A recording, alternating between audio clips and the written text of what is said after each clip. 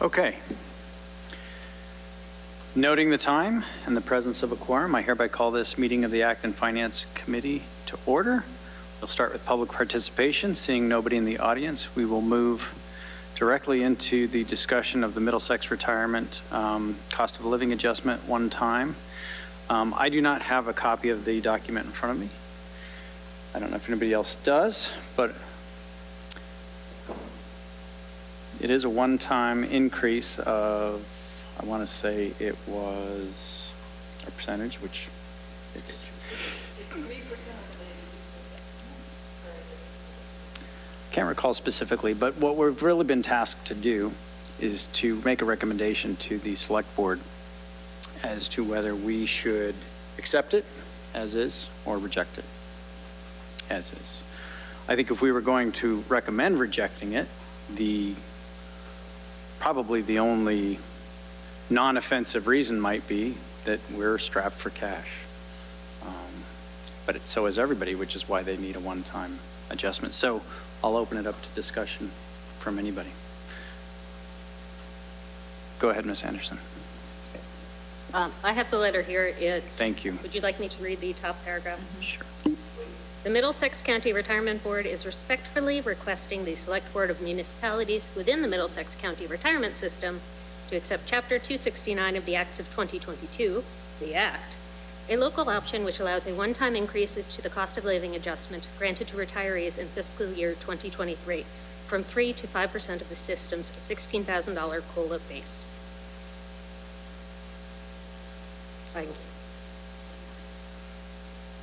That was the paragraph. So I assume this is a long-term permanent increase. This is correct.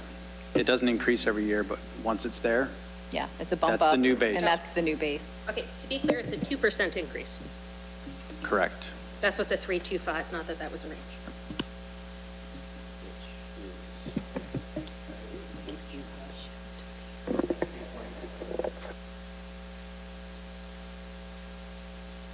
Do we know, is that just on the base of the lowest tier, or is that on everybody?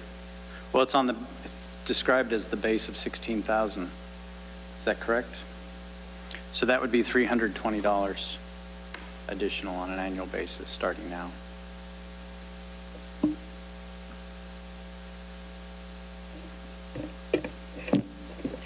$320 per person? Yeah. Okay, just making sure. It goes from previously granted 480 a year to 800 a year. This thing's going to re-trigger everything.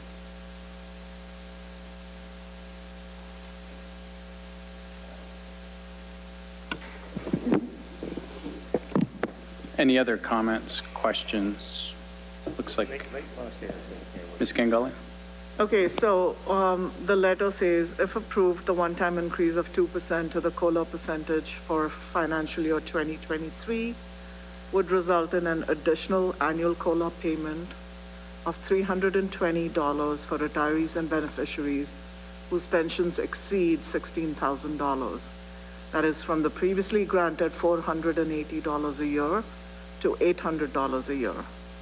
The approximately 2,500 retirees and beneficiaries receiving less than $16,000 annually would receive proportionately less. And we don't know the total number of payees in the retirement system, but as on an individualized basis, it really sounds like pennies, doesn't it? Yeah, that's not a whole lot. 2% at a time when we're seeing 8, 9, 10% inflation. I guess perhaps the question is, or the question of the legality of the act is, can they then come and do it again next year and the year after that? I don't know. Mr. Borden?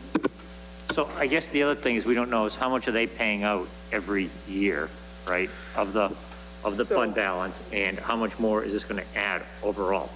And yes, So I'm not going against it, but So I'm just saying. the system's actuary, the Siegel Group, estimates that acceptance of the COLA adjustment will increase the system's July 1st, 2022 unfunded liability by 1%. So Various options to fund the COLA adjustment were discussed with town administrators or managers at a special meeting of the board held on January 23rd. On February 8th, the board voted to begin funding the COLA adjustment in financial year 2026, should it be approved by 2/3 of the select boards. Any comments on this side of the room? Questions? Okay. Ms. Russell?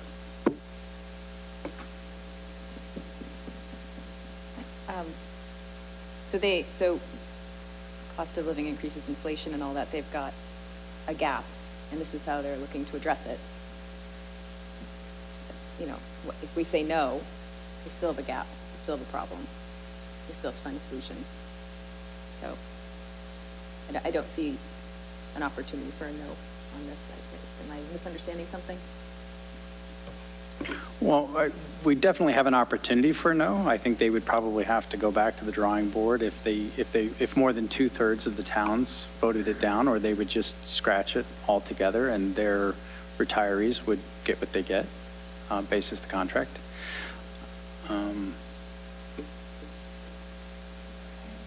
Go ahead, Ms. Anderson. My understanding is this is a request to be able to pay out more money effectively, that they want to increase what they're paying out, not that there is a shortfall in the money they have to pay out, which is why it would increase the unfunded liability, because it shifts Yeah, the whole baseline for it. It's like an override kind of thing. so one of the factors that weighed heavily in the board's acceptance of the act, according to the letter, was the CPIW-based COLA granted to Social Security recipients in 2022, which was 5.9%, and 2023, which was 8.7%. Which is why it seems like pennies in my mind versus what's going on in the economy.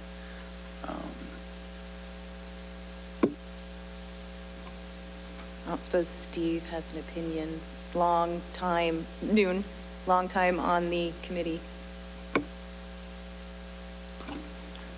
It's the first time this one's ever come up.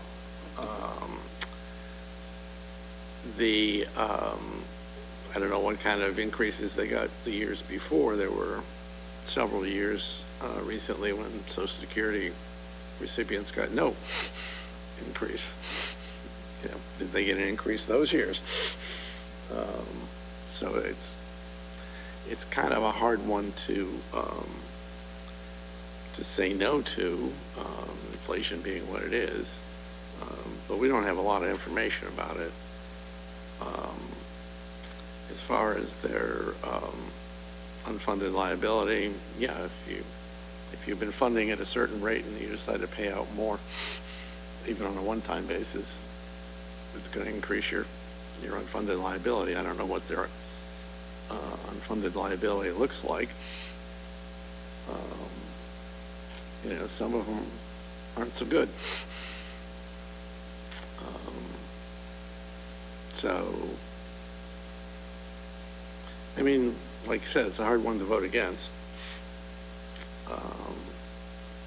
But are we going to see it again and again and again? And if so, what's wrong with the way they're calculating COLA adjustments?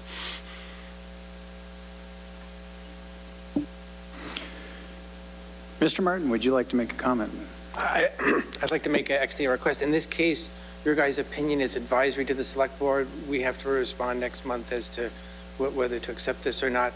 And if you vote not to do it, whether it's for increasing the unfunded amounts in this or whatever, I'd ask that you designate one of the FinCom to come to the next select board meeting and explain to all the members the select board the reasoning behind and make the case for that. Thank you. Thank you. Mr. Willinghoff. Hi, I apologize. I missed the very beginning of the discussion. And this is in reference to that packet that was sent out about 6-8 weeks ago. It did have some information in it about the unfunded liability. Were we missing that? We could use more detail on it if you have it in front of you. Yeah, I mean, this one noted, this is from Siegel, February 1st, 2023. And this is saying, with respect to the Middlesex County Retirement Board, but it does give just a little bit of insight into, I think this, we're talking about the, my apologies, Middlesex County Retirement System, right? Increasing the July 1st, 2022 COLA from 3 to 5% increases the July 1st, 2022 unfunded liability by approximately $17 million, or 1%, from $1.6 billion to a little bit more than $1.6 billion. So I don't know if everyone's had a chance to read this. I didn't go through it in all the detail, but it does have quite a bit of information. I think you had referenced some of it. But we don't know what the Acton portion of that is. There's a portion, a section in the back on just participants as evaluation date, but I don't have that information that you're talking about, I don't think. David, does it say what the percentage funded is? I have my marked up one at my desk at work, so I had to print this out again. Maybe you just come back to me and I'll pull it from here.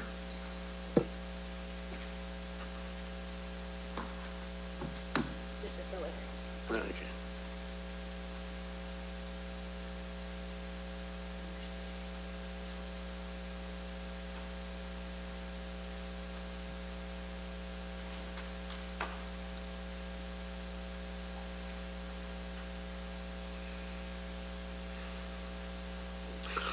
I'm not good at these.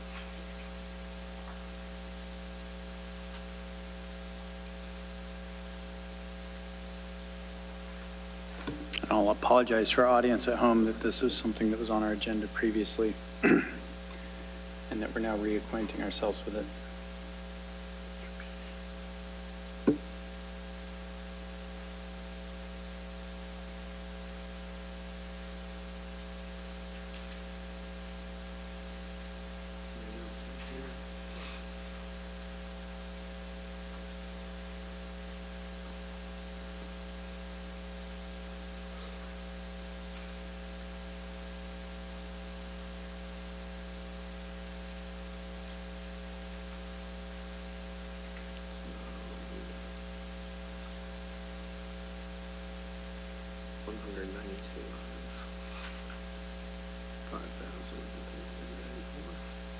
So a pretty small percentage.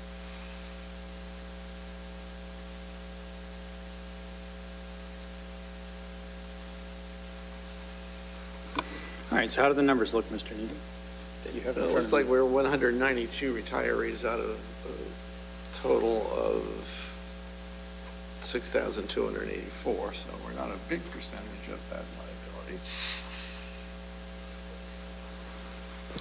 And this is just as of that date. Right. Right. We're approximately 3% of their total liability, approximately. Presuming we have retirees, et cetera, at the same rate. Balances, Yeah. with everybody else's. So that would be 3% of 1.6 billion.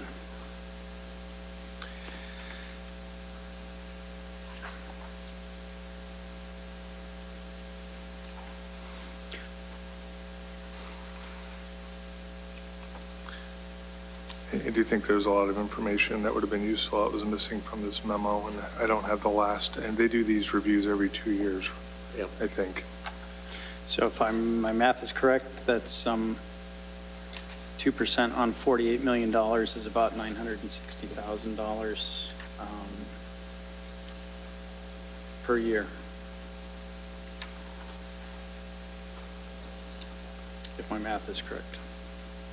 I would love to know how this affects the ALP spreadsheet. 'Cause my recollection is that it's in ballpark 6.5% annual increase Yep. they've been doing. So we're talking about an increase on top of that. We're already facing a big gap going forward. Just need to go back to the spreadsheet to see.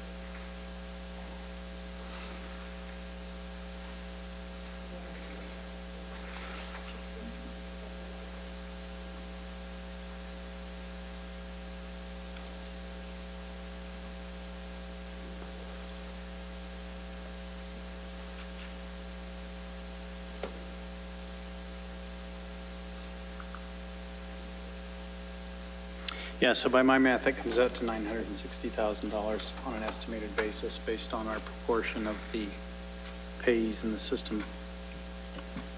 So the question is, what did we, So that would have an immediate, or could have an immediate $960,000 impact on the ALG spreadsheet in year one of the payout, right?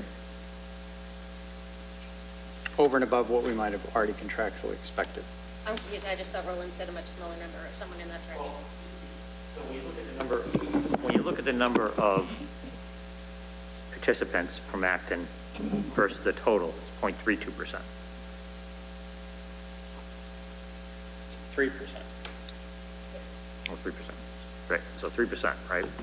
3.2%. So we don't have a lot of, percentage-wise, compared to maybe other towns, but And let me verify the 1.6 billion that was referenced in their report. Is that what is currently unfunded, or is that the current, the total liability? It would increase the unfunded liability by approximately 17 million or 1% to about 1.6 billion to more than 1.6 billion. Okay, so the 1.6 billion is the unfunded. I apologize. So what we should really be concerned with is what our total liability is. But if the unfunded is 1.6, we don't know what the rest of the balance of the funded is. So it's actually more than 960. You know, and again, like, I think we're missing some, If I'm reading this correctly, this is what the contribution would be for everyone in the current year's stuff. 156 And that the million. increased payments and non-increased things come in at various times. Yes, so we're showing that the 2023, they would have a normal liability of 156,350,000. No, that's contribution. Oh, A contribution. 5% contribution in 2022, I'm sorry, in 2023, they're saying would be 156 plus million.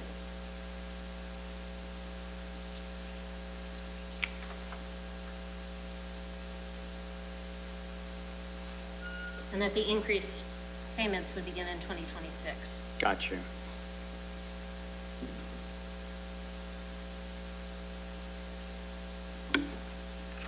Chrissy, did you grab our payment numbers for this year? No, I was looking for that. Yeah, so Acton's projected pension contribution, according to this year's recommended budget, is 5.4 million, which is 177,000 over last year, a 3.39% increase. So it's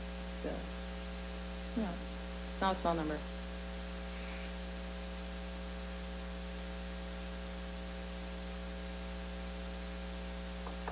So the 2.2 million they expected to go up in 2026 is for the total, not, this is not Acton's portion, this is the total, Yeah, so. but I'm confused, what do these columns mean?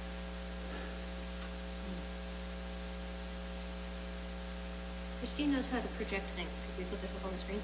Mhm. That would David, be a can good you idea. disconnect? I think we're giving up on Jason at this point. Yeah, that's a fair assumption. But, Do you have the letter? I don't know.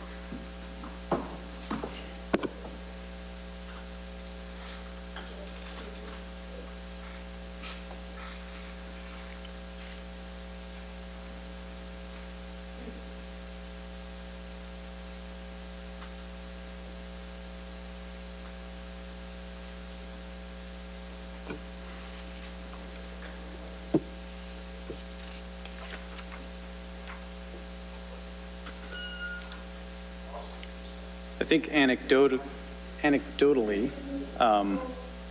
we're so used to and accustomed to lately seeing increases in our budgetary items from anywhere from 3% to 30% in some of our budget items, that to see an unexpected increase of 2% almost seems refreshing in some cases. It could be worse. I can only imagine as a retiree how many, or as a retirement system, how many people are requesting additions. With the cost of living increasing as much as it is. Steve, do you know if beneficiaries can draw Social Security or other benefits? I can't recall. Sorry. Say that Could somebody, somebody who's in this retirement system, can they draw like Social Security or other benefits? again. Yeah, I don't believe, well, they have employment outside this. They have enough quarters established in Social Security, they can get Social Security as well as this. Yeah, it says it's uploading a document. Do you know if I can airdrop you? No, I don't know how, I'm asking. Yeah.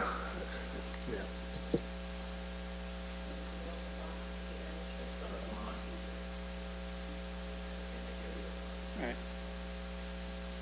Getting there. Airdrop.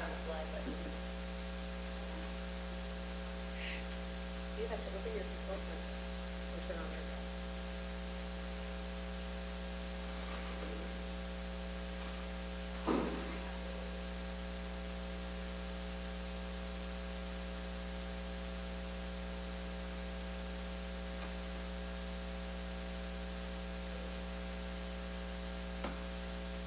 We were looking at down there at the bottom.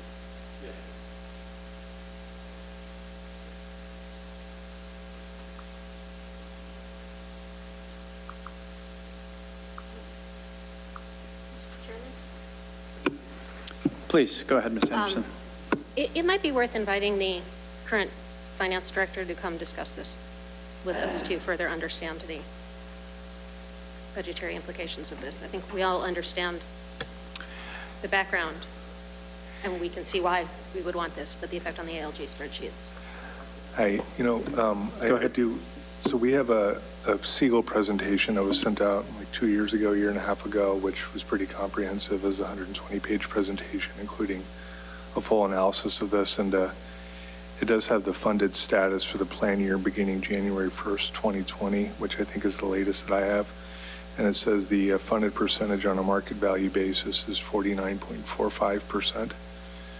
And they have all the assumptions like net investment returns, long-term wage inflation rate, et cetera, that they sort of roll out here. But that was the number I think we were looking for. Yeah, Mr. Chairman, I just went on their website, calculated on the fly that they're about 51 or 52% funded currently, or as of the end of 22. Whether it's 49 or 52, it's a low number. A low number to say we're going to start increasing payouts.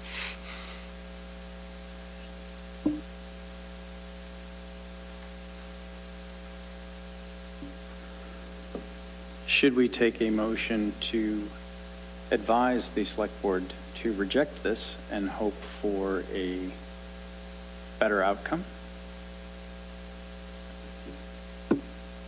Go ahead, Ms. Russell. David, you need this for your very next meeting, right? Yeah. So we do have to come to some decision that we present to them because that they have to submit. So I love the idea of getting more information, but we will have already completed our advisory role at that point. Yeah, we've had a number of opportunities to discuss this that I know. we've whiffed.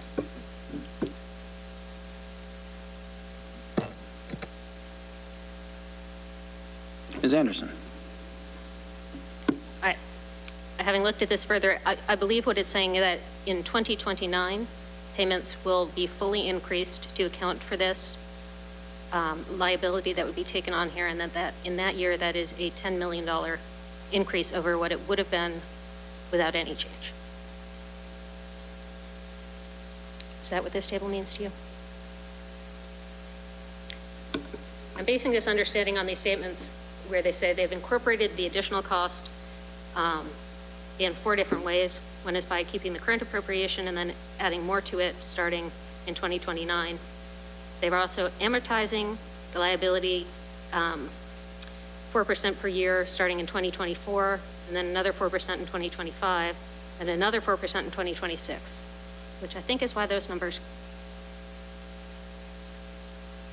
you get a bigger jump.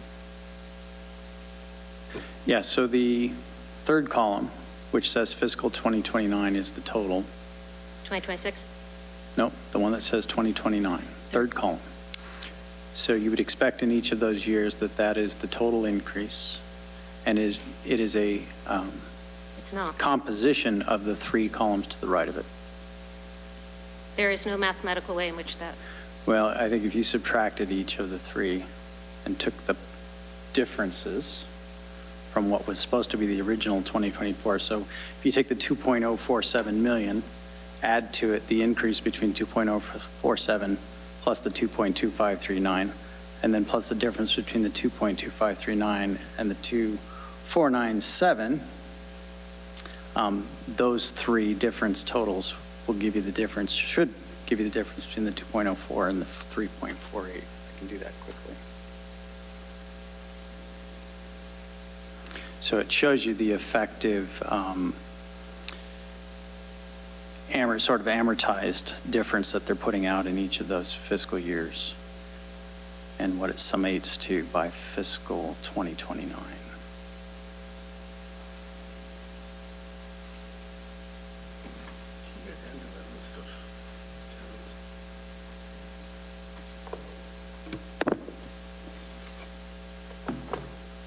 So if I understand where we are right now, it's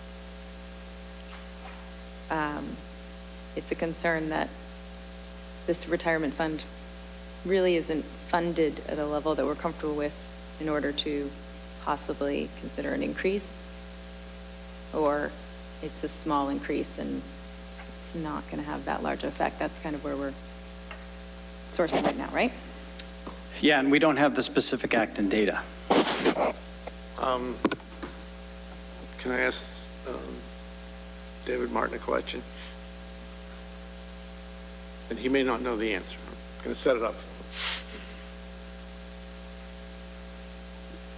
The table that I was just looking at that Christie had was a list of towns. And when I said it was 192 out of 6,000 something, it just occurs to me that the schools also have people in the system. And I don't know if they have a similar letter. They don't have as many retirees because upon regionalization, teachers who are employed and retired from the town of Acton still remain with the town of Acton. But and it may be an insignificant number, but when I start thinking about it, regionalization was 2015, and we're now talking about 2029. They could easily have people also impacted by this, and I don't know that we have that number. You're right, I don't know that answer. No, that's an excellent question. I hadn't even thought about that, but that. And ours is not the only regional school district in the area. It's not. And part of the school district's OPEB strategy is to start contributing more to OPEB when their Middlesex liability declines out in 2030, whatever. Doesn't look like it's going to decline very fast or very far. So it has some fairly wide-ranging impacts on the ALG spreadsheet. I think the Acton Housing Authority also has a Middlesex retirement, Yeah, they probably do. and there's a fourth one. The Water District could also have public employees, Middlesex County. Sounds like regardless, this might be worth some investigation after this decision, whichever way the decision goes, Yeah. so that we know more for next year.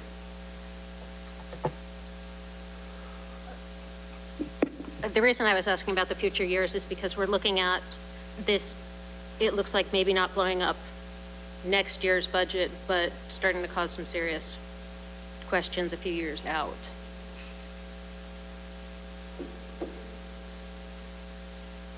Which Steve just pointed out is magnified by not just being us, but the school, which has many more employees.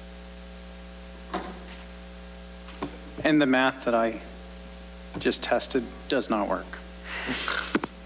I've had a few years looking at single reports. Math seldom works the way they present it. Okay. So that's not intuitive. So I'll go out on a limb and make a motion that we advise the select board not to approve this. We have a motion to advise the Select Board not to approve, and a second. Further discussion?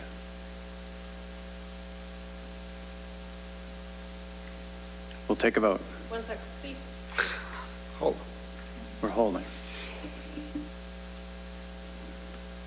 We're asking recommending the select board not to approve. Yes.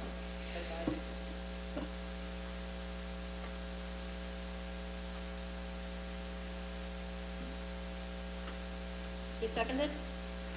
Mr. Wellinghoff, Thank you. all those in favor say aye. Aye. All those opposed say nay. Any abstentions? Okay. And the reasoning that we will provide for the Select Board is that we need more specificity with regard to what the total number is for the town of Acton, the total impact. Correct? And not just the municipal impact, including the original district. So the previous school employees from when the town ran the schools. Sorry, shaking your Well, head. there's several buckets here. There's, and I don't know what they count in the town of Acton. I would think that would be town retirees and school retirees prior to regionalization. Now, teachers are never involved in this system. Teachers are in a different It's just system.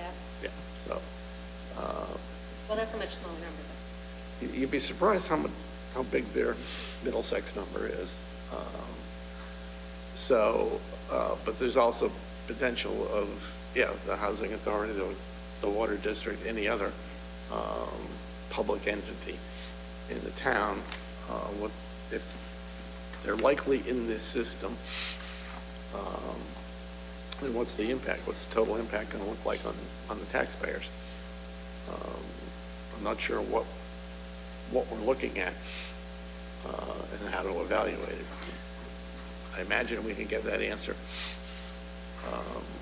from them fairly quickly.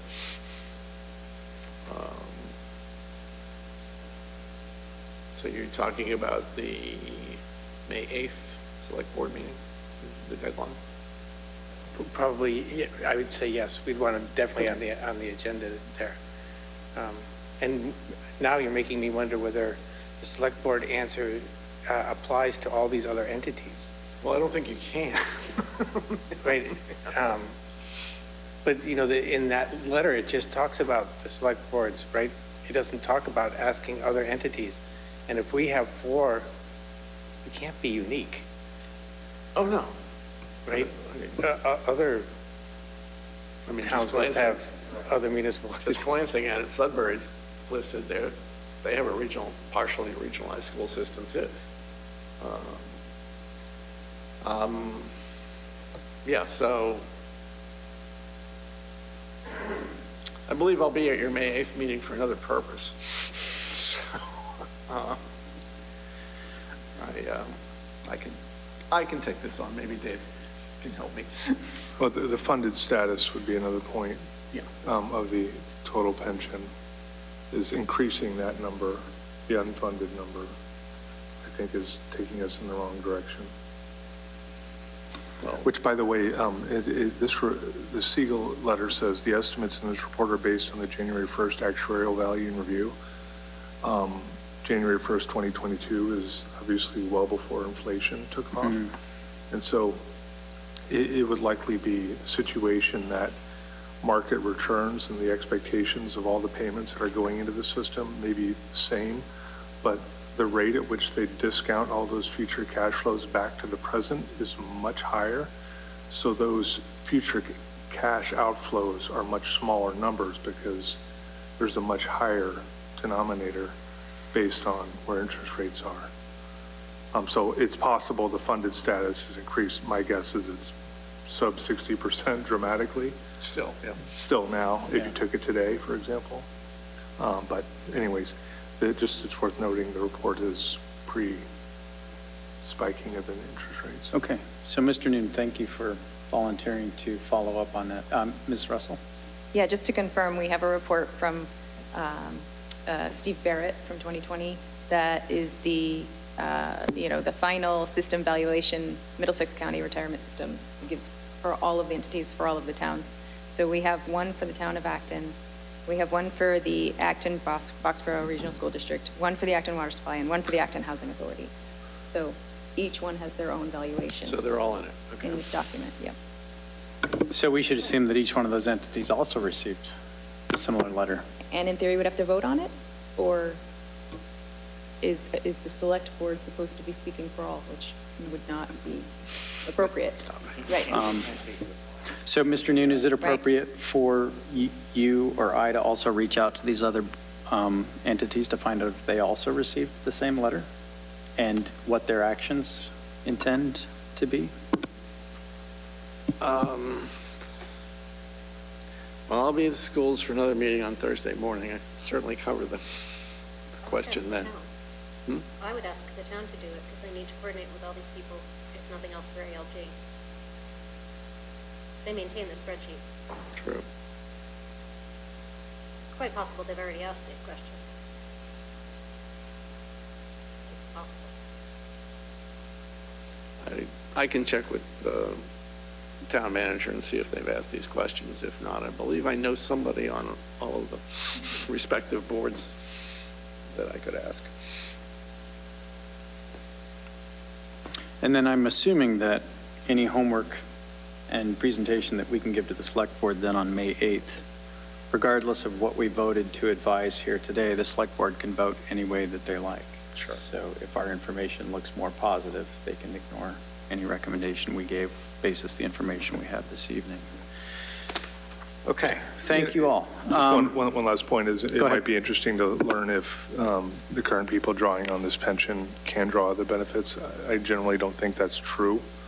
But if somebody, for example, gets Social Security and this pension and the Social Security, for example, maybe going up by 8 or 9% or 7%,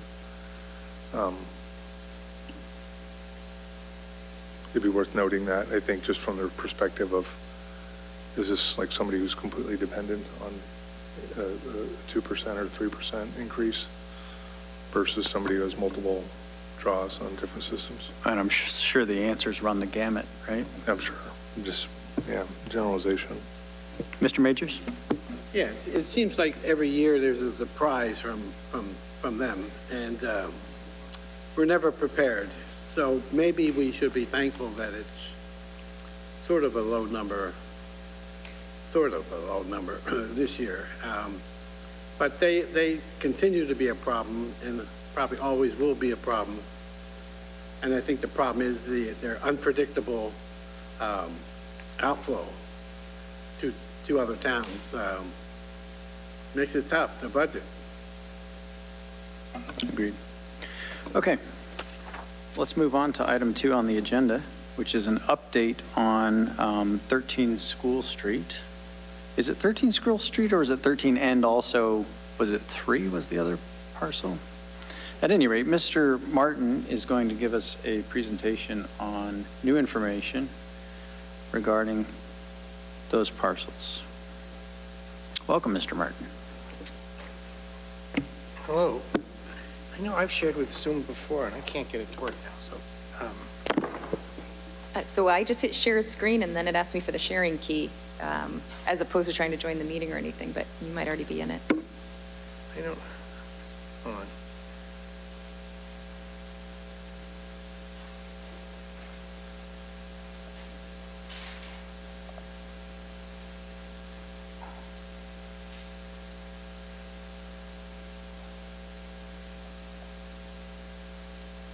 I should clarify, I opened Zoom and got the little box where I could join the meeting or jump to sharing the screen.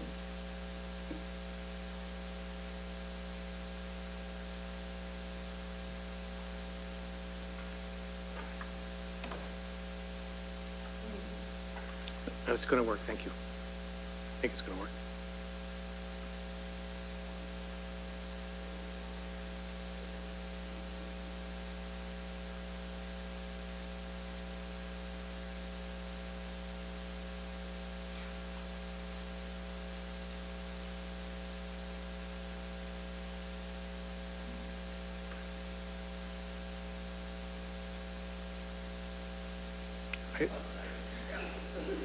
I don't have that on my screen. Is that also down here?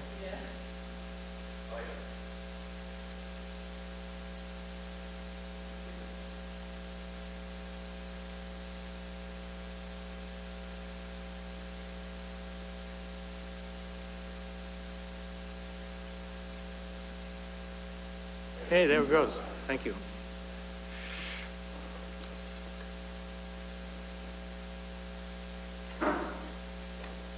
So thank you. We are talking about 13 School Street, and I'll explain how it relates to the other parcels. 13 School Street is the commuter parking lot on School Street, 25-space commuter parking lot, two lots down from the Civil Defense Building, which is the Civil Defense Building is across from Exchange Hall.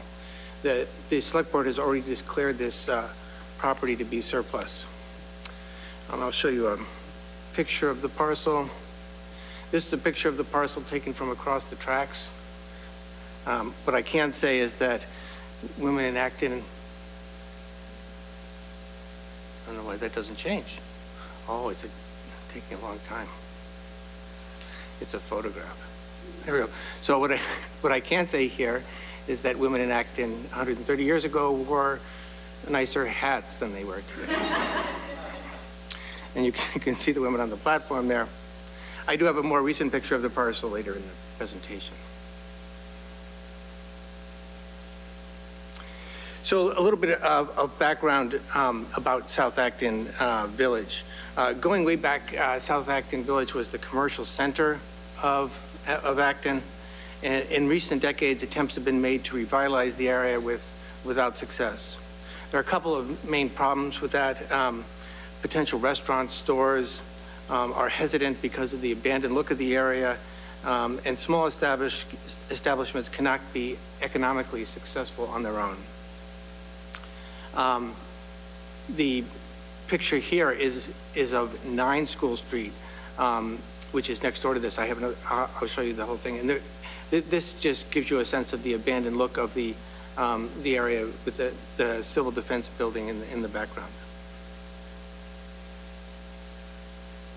I will note that in this parcel at 9 School Street, a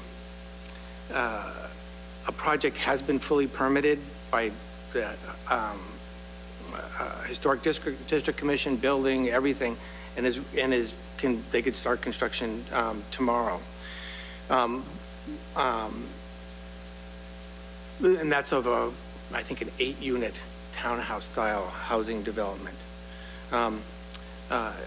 And also the town meeting allowed the Select Board to dispose of the Civil Defense Building a few years ago, and we've gotten minor nibbles on that, but nothing that we would want to accept. So that's the current state of affairs. This is a picture of the parcel. Let me wait for this to change again. So this was a picture of the parcel on a recent weekday. This article allows the Select Board to have the flexibility to evaluate proposals and negotiate with developers and sell the property.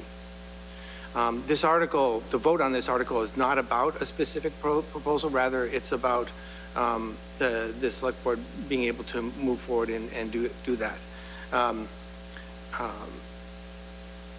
The loss of even a few commuter parking spaces is unfortunate. I mean, I expect that they'll be used again in the future, but it's an investment in the revitalization of South Acton.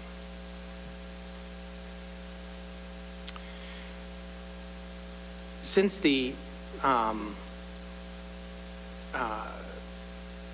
Select Board declared this property's surplus, one proposal has come into the Select Board. The Select Board discussed it briefly last night. It's a mostly residential development in 9 School Street and 13 School Street. They would propose to buy the 9 School Street parcel from its current owner. It consists of rental apartments, mostly two-bedroom, but also a smattering of one-bedroom and three-bedroom. Although this, well, let me say two other things about this. So that the proposal also includes a cafe or restaurant in the Civil Defense Building. If you can see my cursor, you can't see my cursor. So on the lower left of this, that's the Civil Defense Building. And so it would have a restaurant or a cafe. And key to this proposal is that they would find a tenant and subsidize the rent from a tenant until they were established, probably for years. They would also build a walking connection under the Main Street Bridge to the train station. That used to be, before the train station was built, a shortcut that people used from in South Acton to get to the train station. They haven't really used it since the new train station is there. That pedestrian connection has a number of advantages, not only for commuters, but also potentially for using that parking there at other times.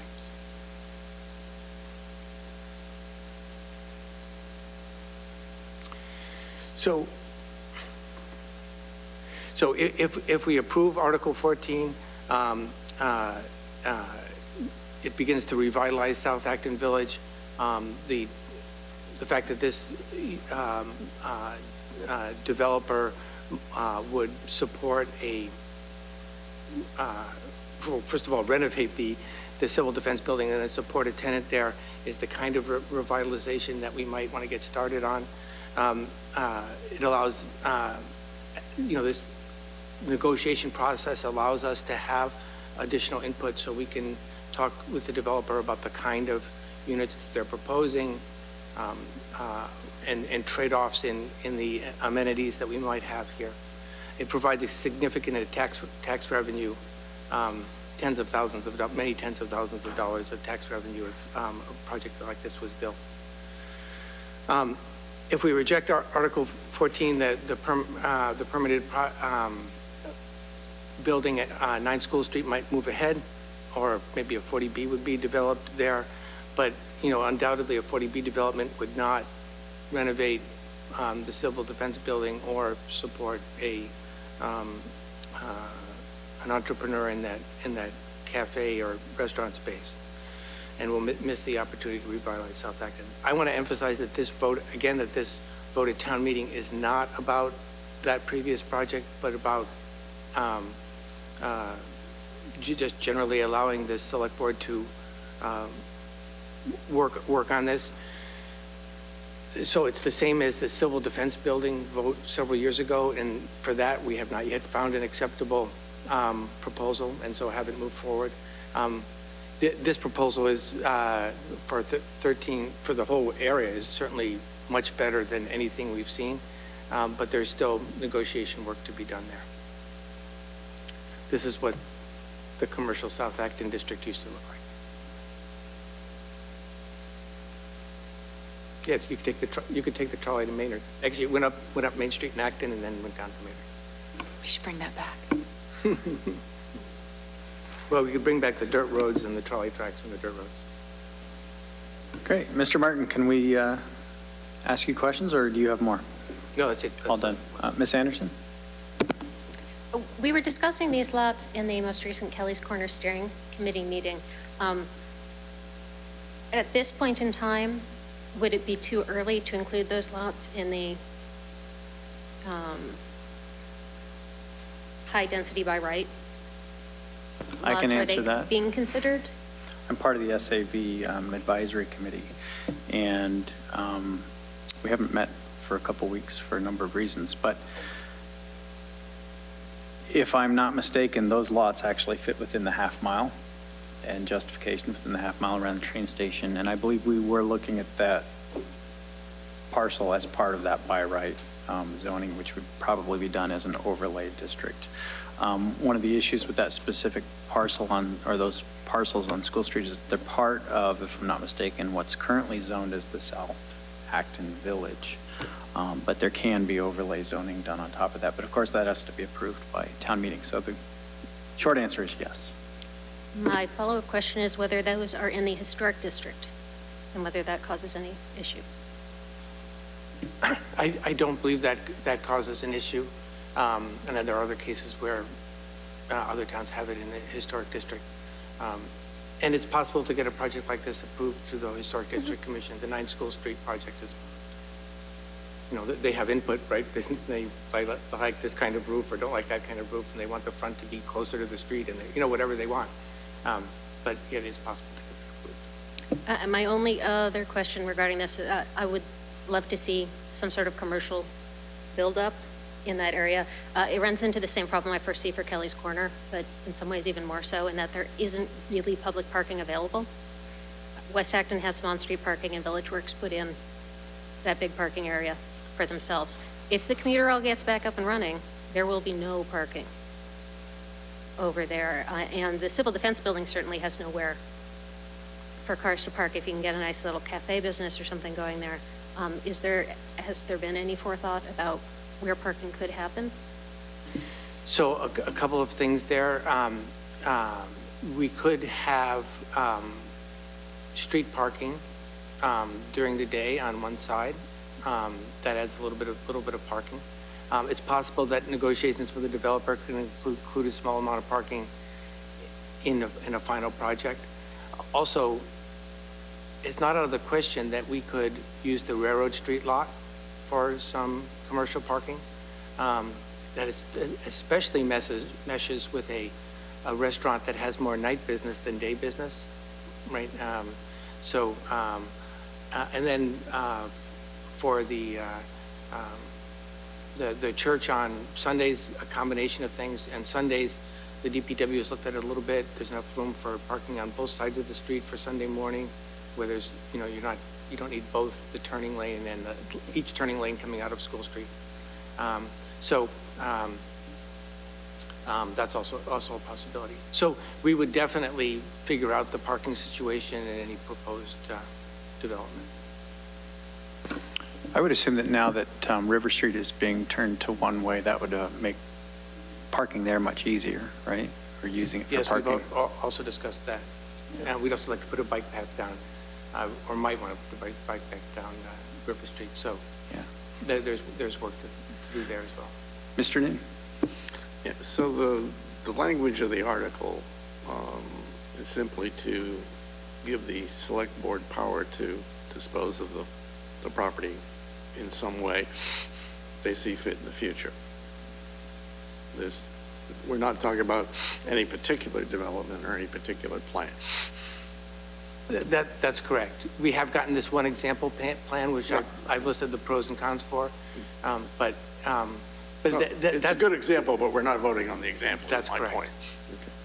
And, if this passes town meeting, likely the select board would negotiate with this developer to try to, make sure things like parking, other aspects were addressed, and then we could potentially sell to them.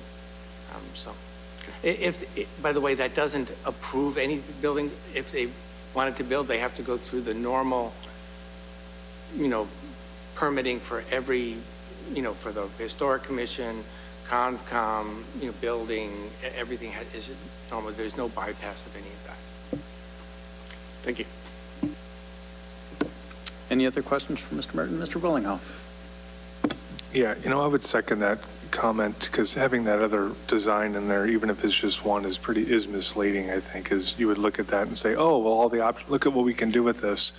But the actual article is, we simply want to dispose of the property in whatever form we decide later on. And if you had multiple examples, that would be one thing, but just having one, I think, draws the wrong conclusion for folks.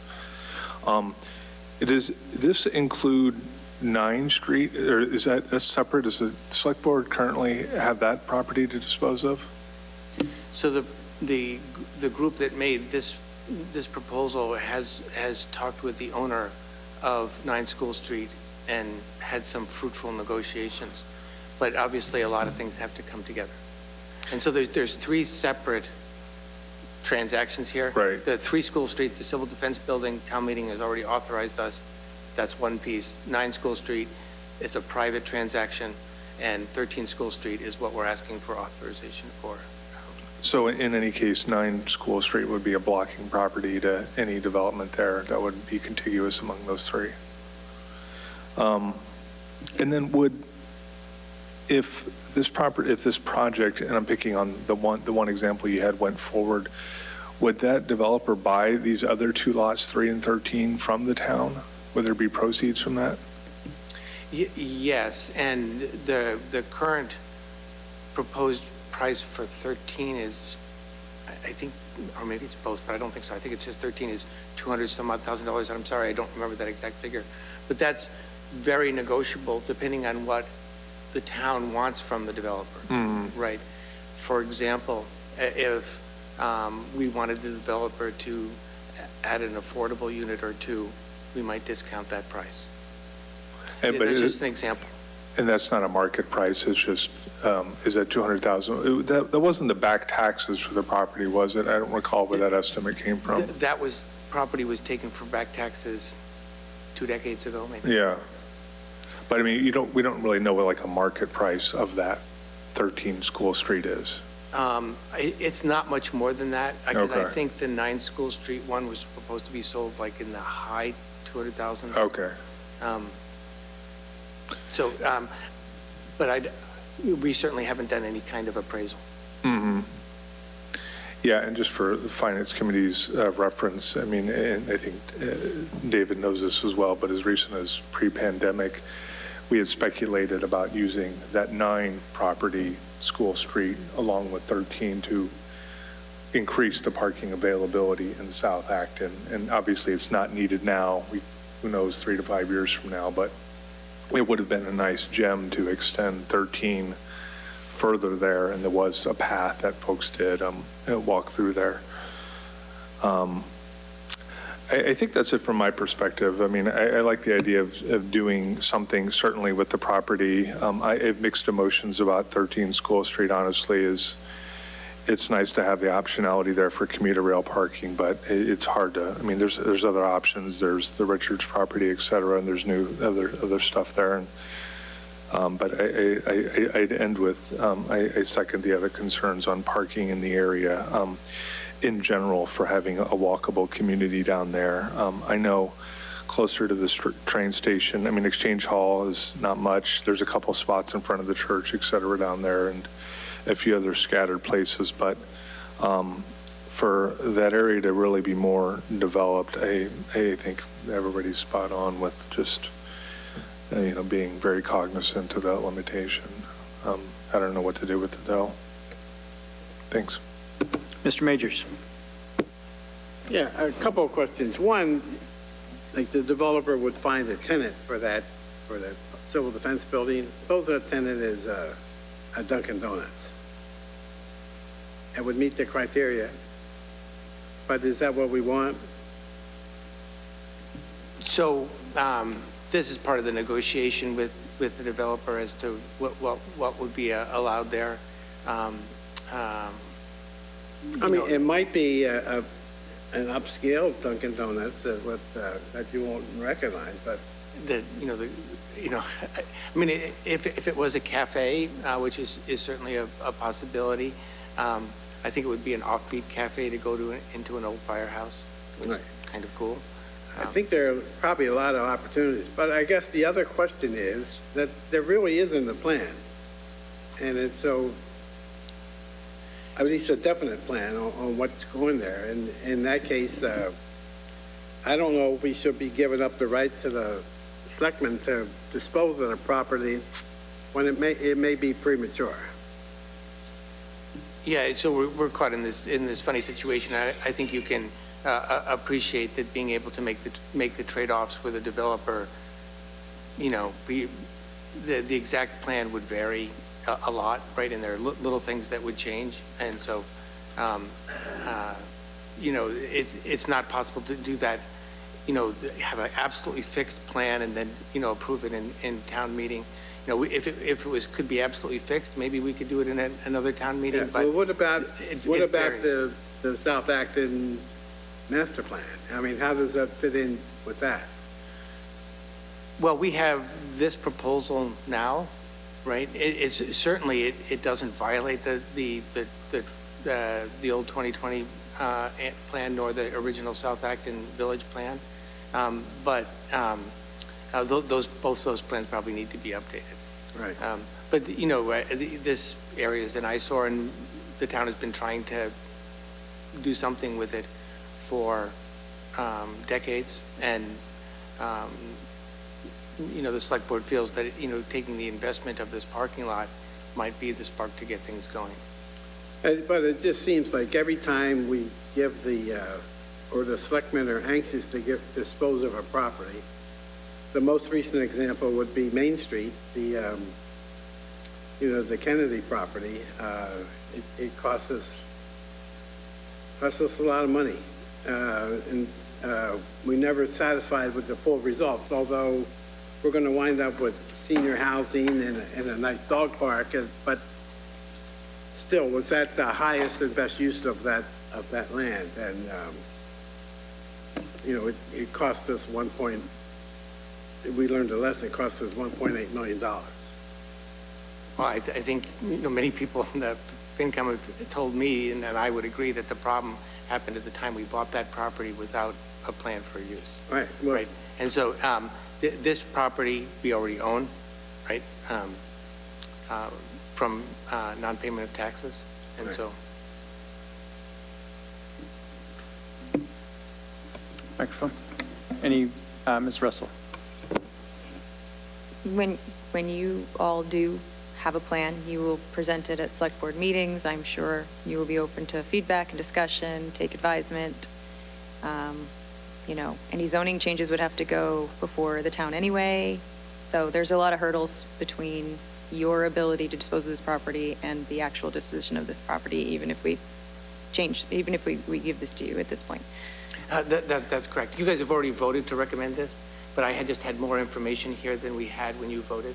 So I wanted to make sure that you guys had an update before town meeting. Thanks. I just want to make sure everybody understands that the citizens still have a lot of input on this issue going forward, as do we. Absolutely. I mean, the whole process would take years.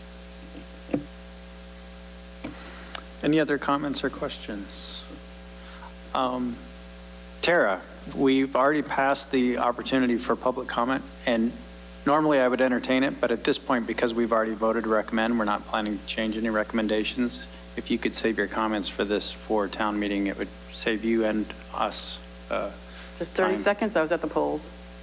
Pardon? I was at the polls. I was, polls. Oh, are you coming to give us an update on the polls? No, I was going to tell you that I feel like this is like marrying the first date, that I hope that you will change your recommendation so that we can maintain control. Thank you.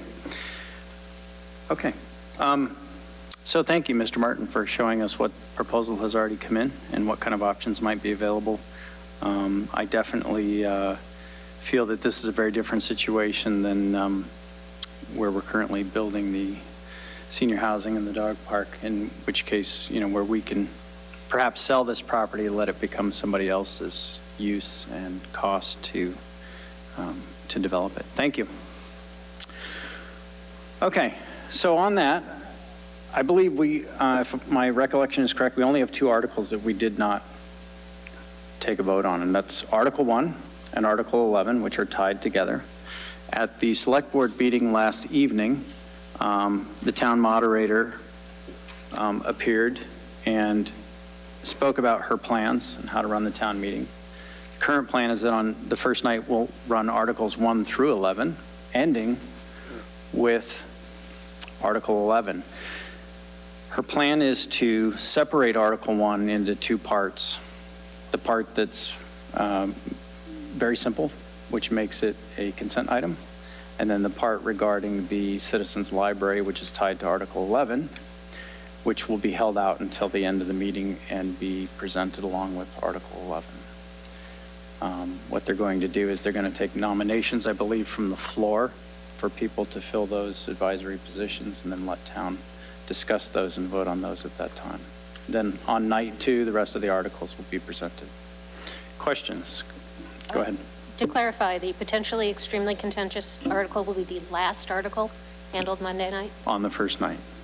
hopefully not starting too late at night. Is that the theory?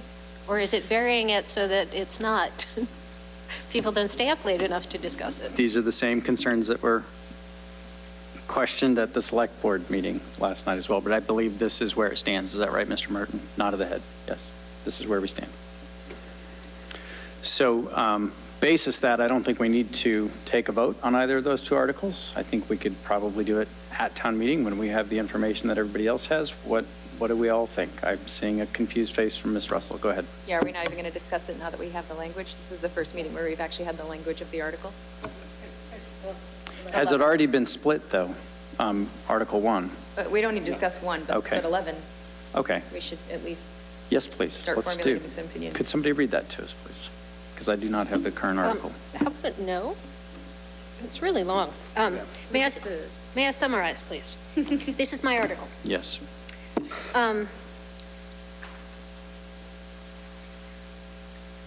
What this does is it takes the Board of Trustees of the West Acton Citizens Library and defines their role in our bylaws. They do not currently have a defined role. Wait, you might say, neither does the Board of Trustees for the Memorial Library. It ends up they have their own bylaws. And Town Council says that the West Acton Library is not an independent library, therefore does not fall under the state natural giving of abilities and control that the Memorial Library does. However, the West Acton Citizens Library trustees have been doing all of those same things since the library joined the town in 1963, I think was the first year it was functional. It first appears in the 1963 town report. But it was never, what they do was never formalized. Important things that they might do were, say, hiring the director and giving input on how monies are spent. This is what the current West Acton Citizens Library's Board of Trustees has been doing. It became an issue kind of, as I understand it, brought before the select board by the town manager when the current, new to us, library director came and said, I've got these 2 different groups of people telling me what to do, and it's really rather confusing. I have to give reports to both sides. Who am I actually working for? It used to be before this that, for the sake of the budget, both libraries are departments of the town.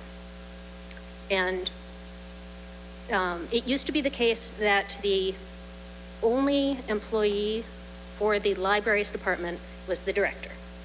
If she wasn't there, the library was closed that day. So it caused interruptions in hours. There have been some difficulties around that. That said, I don't understand why they have people from other departments cover the desks and things. So I'm not clear on why that was really much of an issue. This politically is a kind of a tar baby. Both sides are very strongly convinced that they are correct and don't really understand what concerns the other side might have about these things. I think it's going to be very interesting to see what the discussion is. For me, the big takeaway is that this article would like to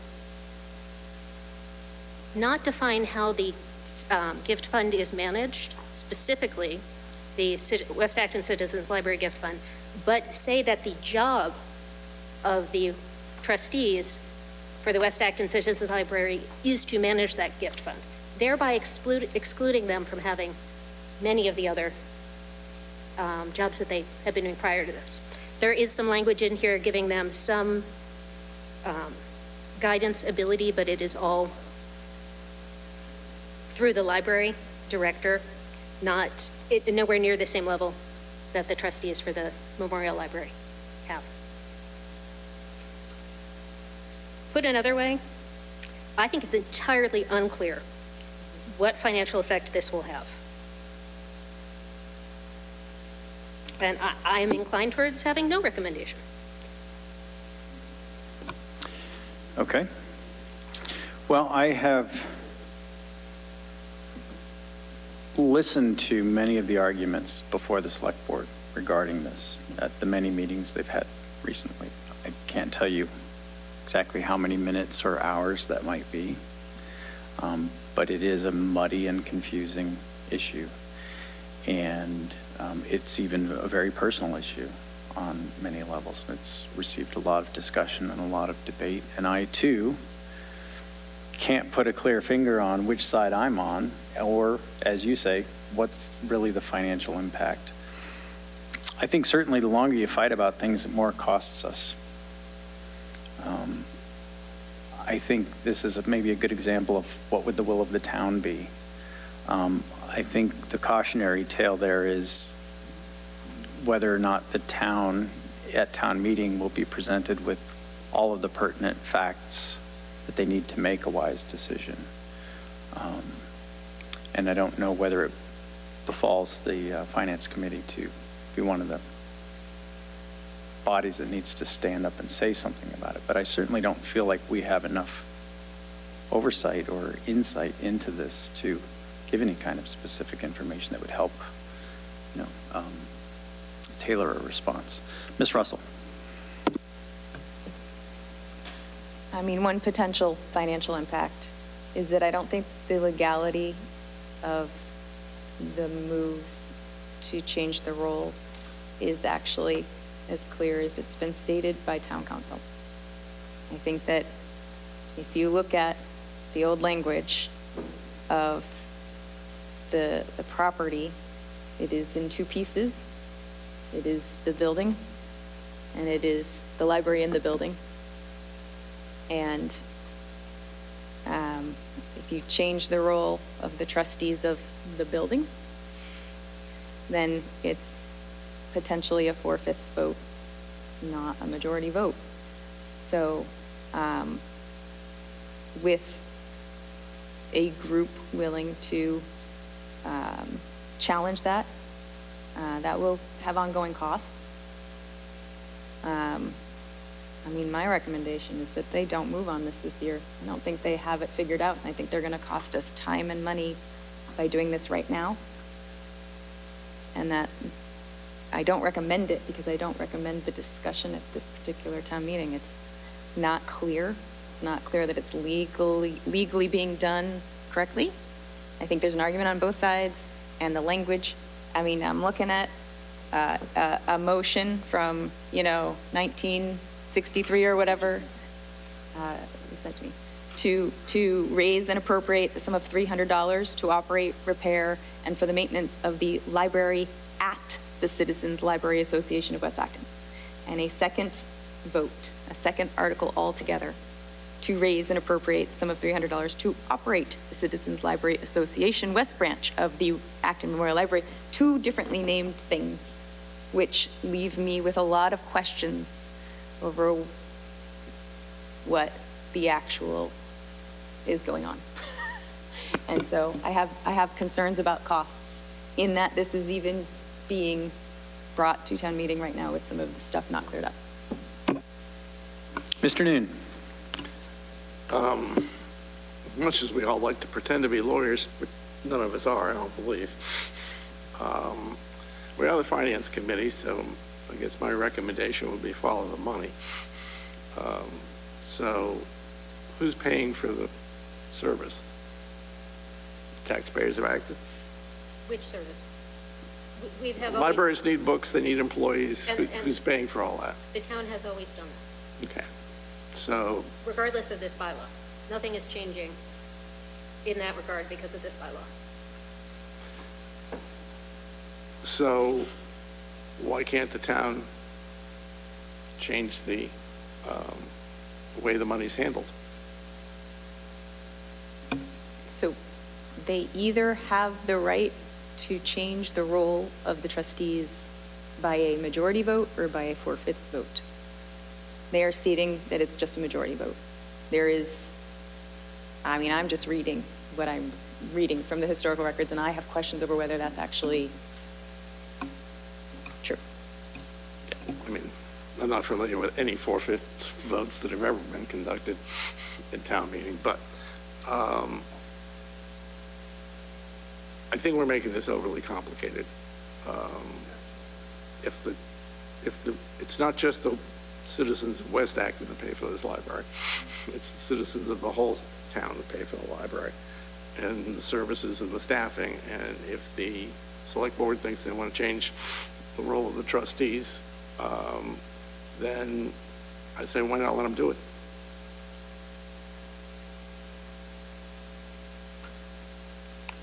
Mr. Majors? Yeah, I think if we take this to town meeting, is it 2 nights or 1 night, or 3 nights? It's at least 2. Well, with this, it would be 3. And over something, I won't say it's silly, but it's something that 90% of the town of Acton would have no idea what you were talking about with this article.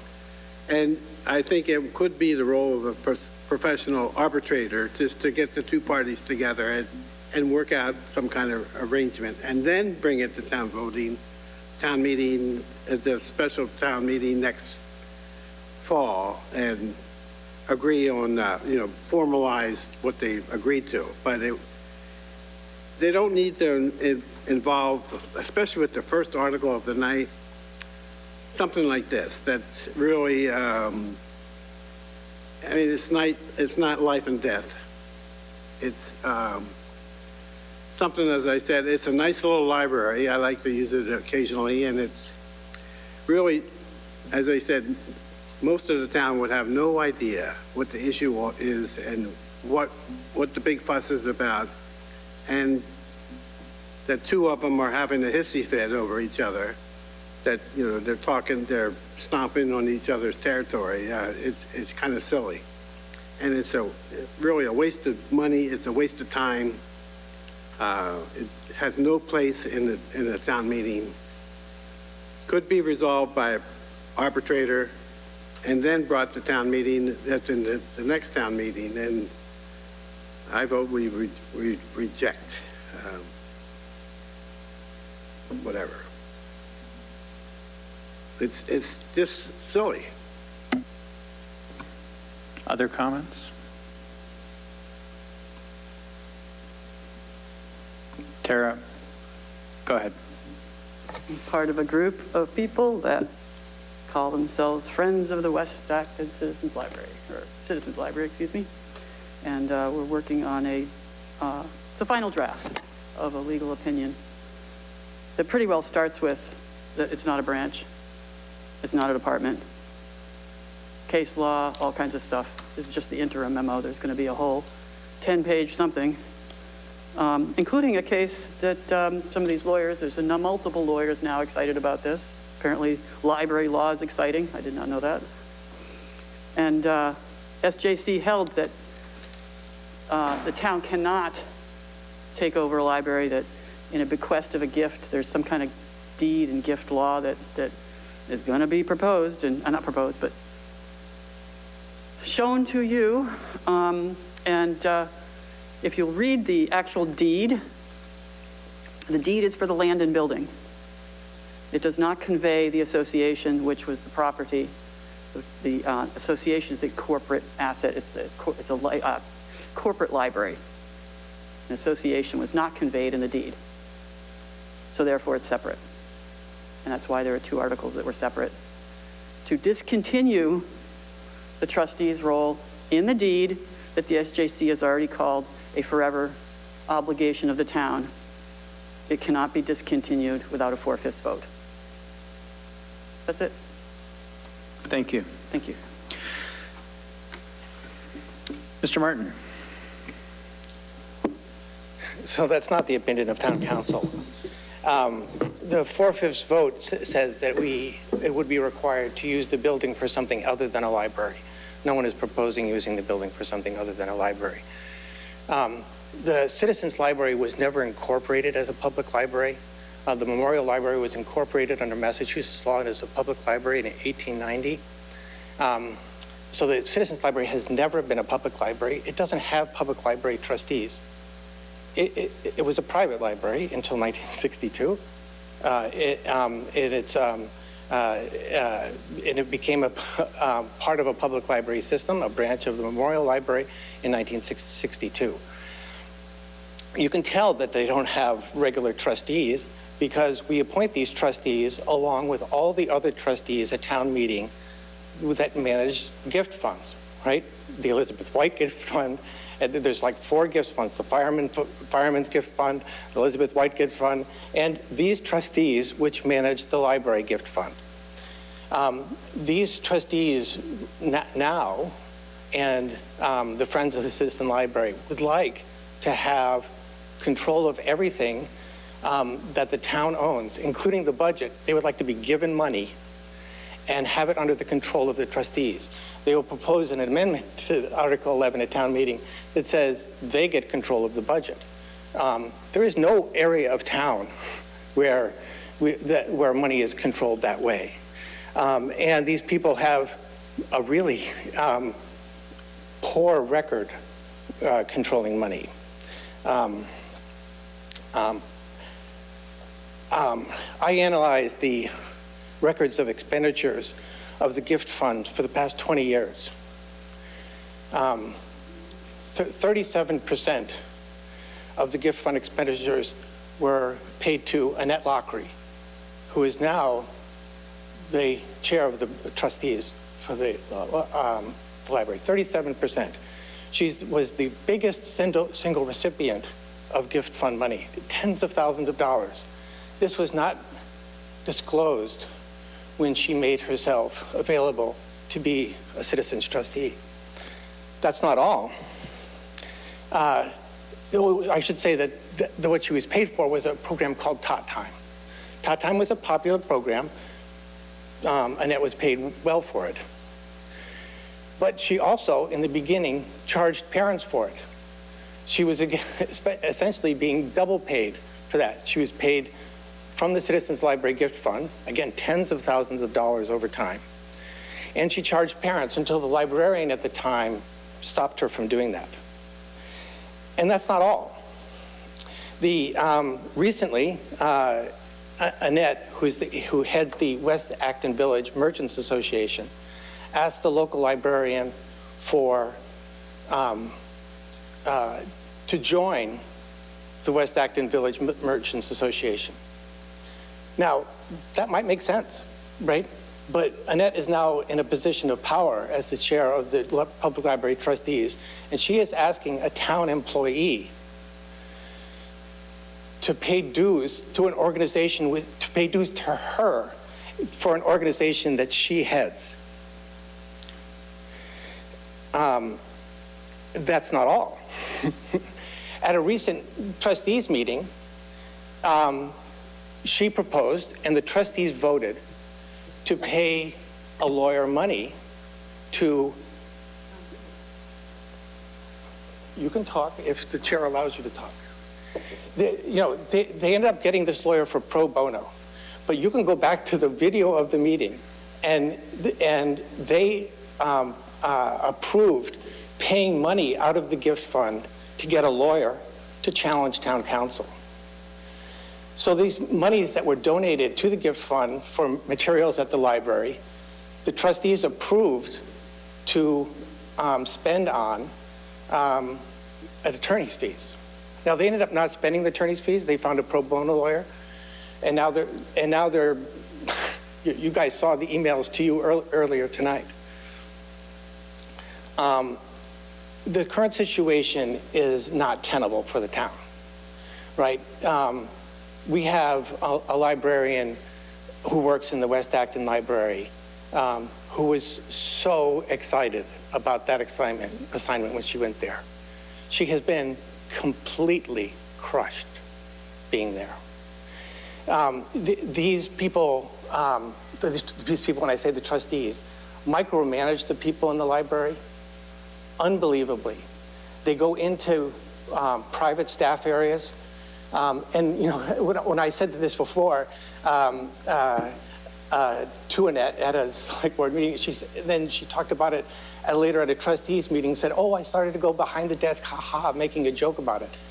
Well, it's not a joke.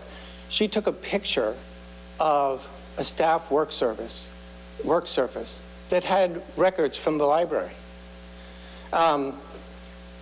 None of you guys, you go into the finance department and rifle through people's desks or staff areas. I don't do that. I would never go there without that. She's also, the trustees have also gone into storage areas in the library and searched through them without permission. They have moved and removed materials from the library. This is an untenable situation. I mean, I don't know what to say here. It's involving a huge amount of the town manager's time for a little teeny portion of the town. At one point, the town manager told me when I was contacting him about this library that he had been contacted by all 5 members of the select board independently. Well, all 5 of us were working on this little piece of thing.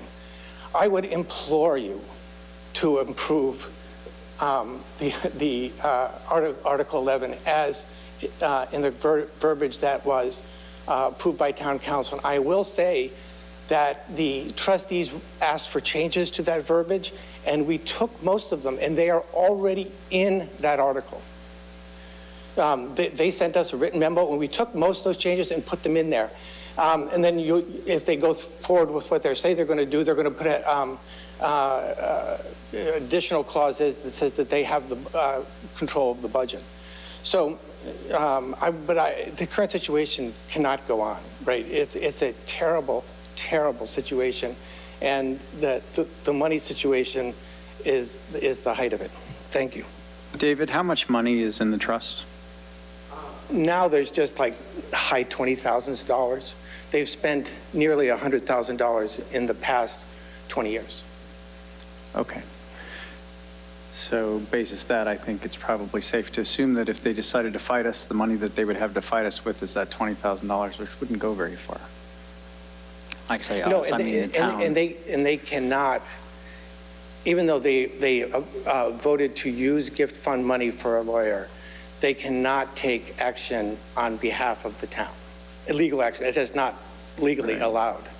I want to emphasize again that this is not a public library. It was not incorporated as a public library. It doesn't have trustees that are elected in the way that Massachusetts general law requires. It is just not a public library. It's a branch of our memorial library. And now a small group of folks want to take it over and take it away from the town, but still have us give them money to run it. Any other questions or comments for Mr. Martin? Go ahead, Ms. Anderson. I'm curious how that's different from how the main library operates with a board of trustees who manages the money. So the Memorial Library was incorporated under Massachusetts. I'm sorry, I'm asking specifically just about the budgetary handling, the handling of money, which is part of your objection. So the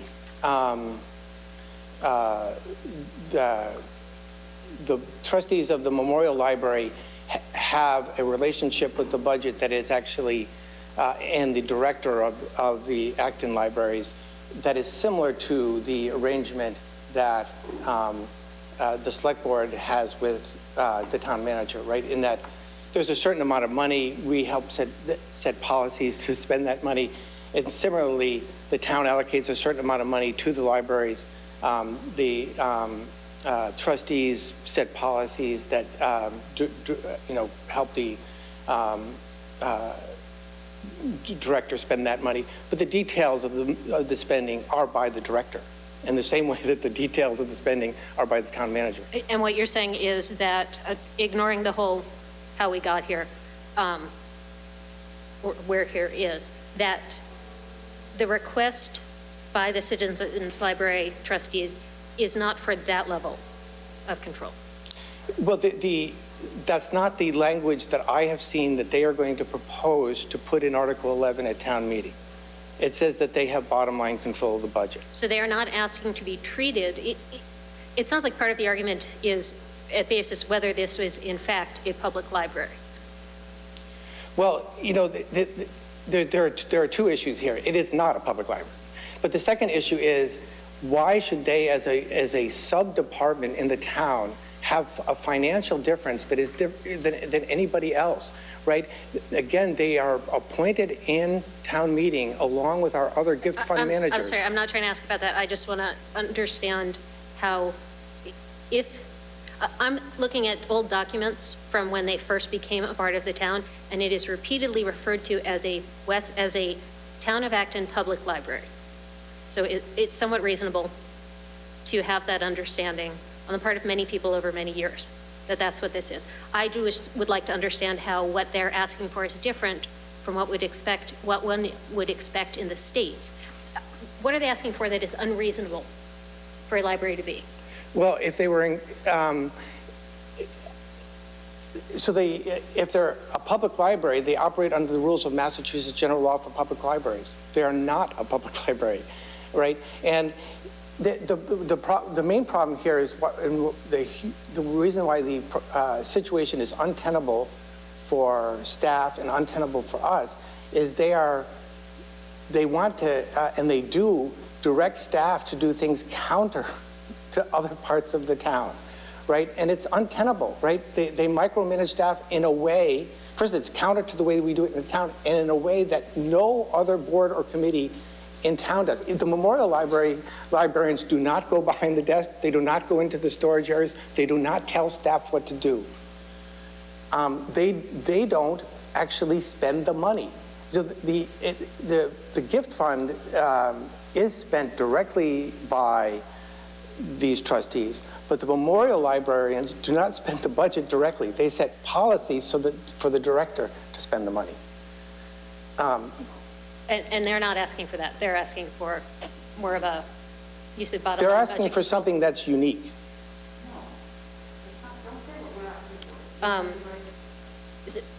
My perspective, having spoken with David and another bunch of people, is sort of twofold. One, this is the only gift fund that I could find that would be defined in the bylaws. There are no other definitions. There are a number of gift funds that exist. There are no other definitions in our bylaw for who manages them and how. This doesn't get too much into the how, but for who manages them specifically. I also think, I'm hearing a lot of different opinions about the legality of this. I'm with Christine to some degree on this having been rushed. I hear and appreciate the difficulties of the main librarian not knowing what to do in terms of managing this as a process, and that it is untenable to work under these situations. I kind of wish we were looking at this being 6 months from now in terms of having actually everything worked out and how it could be. I do agree it was rushed, and it was rushed because of the situation in the last 3 months where we've had these temporary trustees who have asserted themselves in a way that is untenable to us. Well, and that raises my concern then that we are formalizing a group of people, a role in part in punishment of the behaviors of a group of people with this, without a larger view. I think that's well put. Other comments, questions from Mr. Martin? Mr. Noon, go ahead. Are the gift funds in the West Acton Citizens Library trustees subject to the same ethics and conflict of interest statements that we are? I would say yes. So were all these payments to the trustee you mentioned disclosed? They were not. They were not? They were not disclosed. Tara, please. Tara? That money is over the past 20 years, up until the beginning of the pandemic, not 20 years ago. So up till 2 years ago? Up till 2 years ago. Okay. So I can tell you all that are being subject to a code of ethics and disclosure law has been in place for more than 20 years.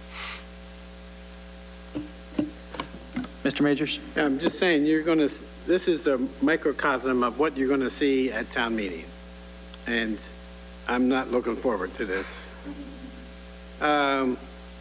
Mainly because no one had any idea, at least unless we're a wacko insider, had any idea that this was going on.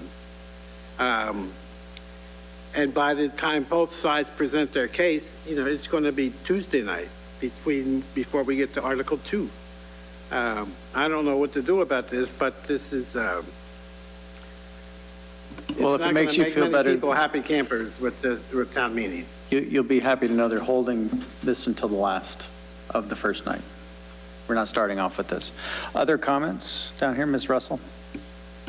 Yeah, I mean, so what this has led me to is that, we have ethics violations with our library trustees, whether or not the answer to that is to define their role, is to redefine their role, is a separate question almost to me. I think I would have loved to have known about these issues before I went to the, polls today. But I really appreciate you letting me know what the scope of the situation really is. Again, I'm just looking at, the annual report from 1963, where it just says that, this is the first year the Citizens Library Association of West Acton operating as a town of Acton Public Library.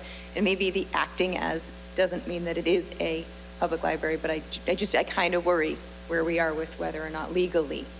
And I hear that town council has looked at it and said that they're legally considering it not a public library.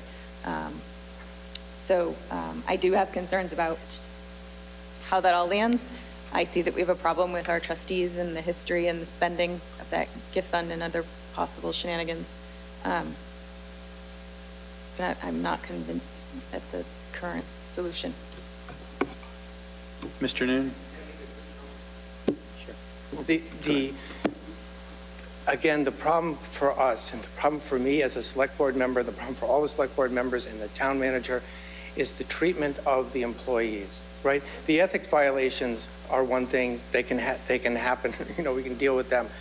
But the town staff is unbelievably burdened now. Yeah. And the reason that we are here is that this group of temporary trustees took responsibilities unto themselves that trustees had not done previously. This brought to light that it was not defined in Acton law what the responsibilities of these trustees are. So this Article 11 defines that, how we think that it was intended to be defined. Now, I guess there could be some dispute there, but we cannot dispute that this library was never incorporated as a public library under Massachusetts general law. Do we have a means to, is there a means to recall, library trustees of this position, even for violations found? It's all just up to the vote we just took, right? Well, for the citizens trustees, they are not elected. The citizens trustees are chosen at town meeting along in Article 1, what the moderator is now calling Article 1B. So we will choose them there, and the select board, the moderator requested, and the select board agreed last night to not have any slate of trustees proposed by the select board. Town meeting members will propose them. Mr. Noon? Well, I've lived in town over 30 years, and I've raised 3 children here, and I'm kind of sorry to say I've never been to the West Acton Citizens Library. I've never lived in West Acton. But frankly, as a resident of somewhere else in town, I resent the amount of time and effort and money that we're expending on this issue. I think it might be easier to withdraw town funding from the thing entirely.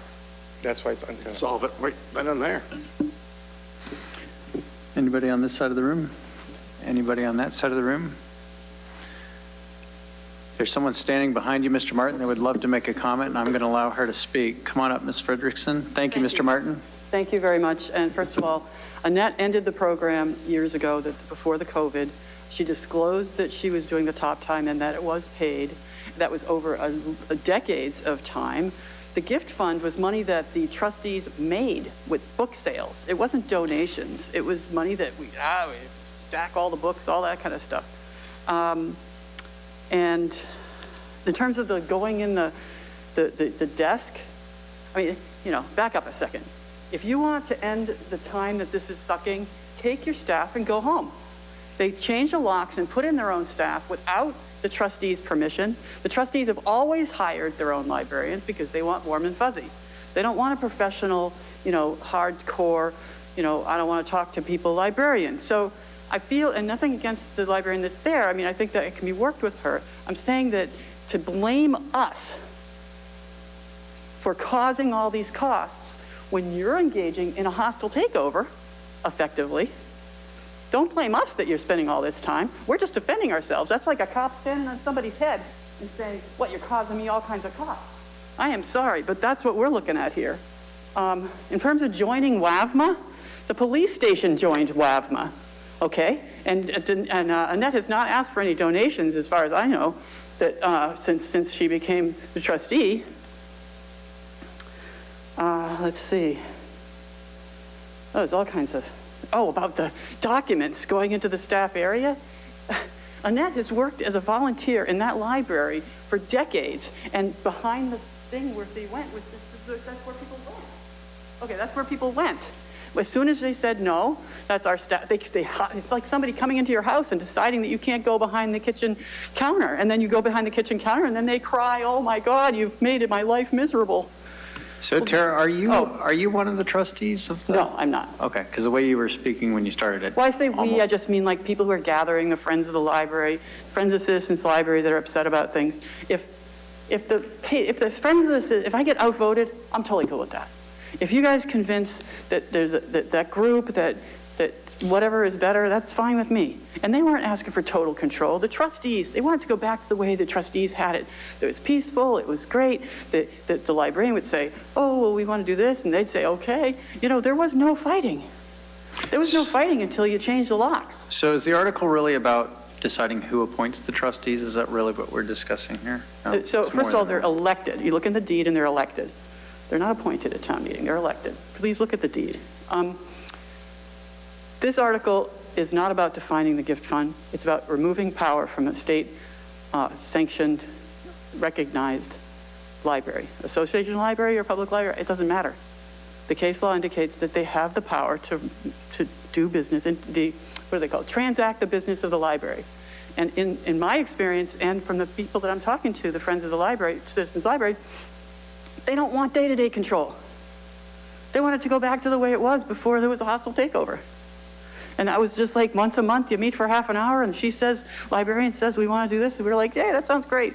And have a gift fund once a year, a couple times a year sales, book sales. But this was basically an aggressive action by a couple of people, and we don't even know why. A couple of them have said they want to close the library. A couple of them just like to, have more territory or something. I don't really know. But I love the idea of a mediator, and I agree that this shouldn't be so much time spent on this. And sure, go for a shut the library down vote at 4/5. And I'll bet you that'll fail. We'll be right where we were, except we're building up those lawyer fees. You guys are paying $400 an hour, we're paying nothing. And now we got 3 lawyers involved. So it's like, we can keep going on this because we have people that care. I'm going to start getting signatures for a special town meeting just in case this fails. Excuse me, if it passes. But Tara, thank you. Thank you. I think those comments are actually enlightening to me and helpful to Thank me, you. and so are Mr. Martin's comments and the many presentations and comments I've watched during the select board meetings. I have to say, I agree with Mr. Majors, I think or maybe it was Mr. Wellinghoff who said it, this really should go before mediation, perhaps, before it comes to see us. Somebody said that. Maybe our motion should be to recommend to the select board or to the town that this should be worked out in private. I don't know. I know. I know.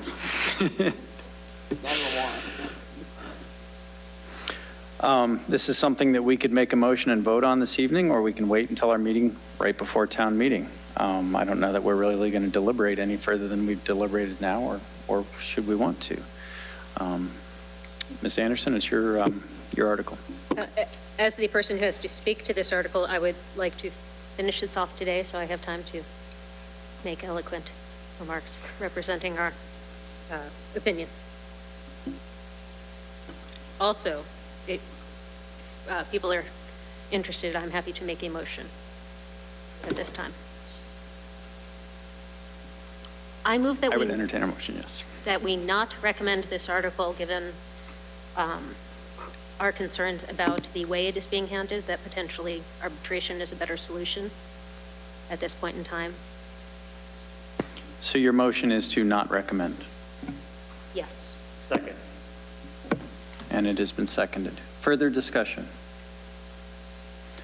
All those in favor say aye. Aye. All opposed Aye. say nay. Nay. Any abstentions? Can I just say something real quick? Go ahead, Ms. Russell. Dave, I think that you've got that the select board clearly and the town manager are clearly trying to solve a very serious problem, and that we're not trying to say that that problem doesn't exist and doesn't need solving. I think we just haven't been convinced that this is a defined way to do it yet at this point. Is that accurate? Yeah, I mean, to me, the whole thing seems like an arbitration case where story needs to be told, and the story's been told by many people in different settings, and somebody needs to preside over it, hear the stories, and make an objective judgment. Okay. Liaison reports.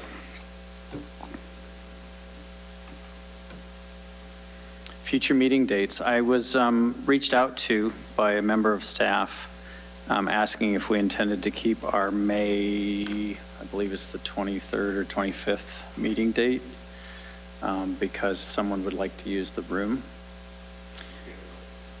Shall we give it to them? Would we want to meet then on, our normal date would be the 9th, but we could instead meet on the 16th to do our normal business of changing the guard? Shall we do that? So we will we will not meet on the 9th, so the 9th is out. We will plan to meet on the 16th if I can get the room. If I can't get the room, we'll get a different room. And we will give up, the 23rd is now out, and we will pass that on to the town for the purposes that they wanted to use it. Aside from that, our next meeting would be prior to town meeting, correct? What time do we normally meet? Is it 5 o'clock or 5:30? 5 o'clock. So our next meeting, 6, sorry, what time does town meeting start? 7, okay. So we will meet May 1st at 6 p.m. And I don't recall the room number. It's next to the cafeteria in the high school. Okay. You need to get a room number assigned, and you need to post a bare bones agenda. Yep. Okay. Should have to be done fairly soon. All right. Any other business?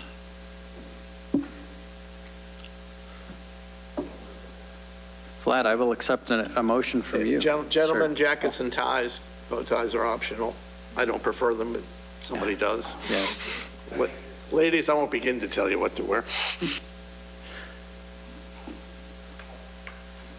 You can make a motion if you like. I will entertain a motion to adjourn. I'll entertain a motion to adjourn. The motion to adjourn. You say, I move to adjourn. yeah, you say, I move to adjourn. Oh, I move to adjourn. Second. All those in favor say aye. Aye. All those opposed say nay. Any abstentions? Thank you. We are adjourned.